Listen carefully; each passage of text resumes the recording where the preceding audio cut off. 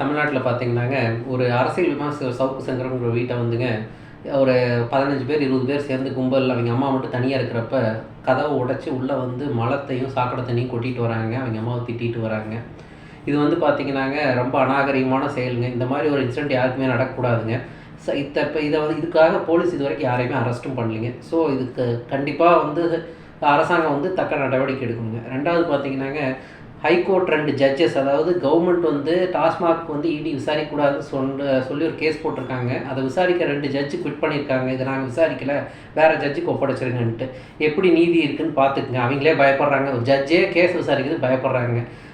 4வது விஷயம் பார்த்தீங்கன்னாங்க, ஒரு இயற்கை ஆர்வலர்கள் ஒருத்தர் வந்து பார்த்தீங்கன்னாங்க, இந்த மலையை உடைச்சி பாறைக்கல்லாம் விற்றவரை வந்து தட்டி கேட்டவரையும் கொலை பண்ணிட்டாங்க. 2வது இன்னொருத்தர் வகுப்பறி லேண்டை கோர்ட்டில் கேஸ் போட்டு வாங்கி கொடுத்தவர் அவரையும் கொலை பண்ணிட்டாங்க.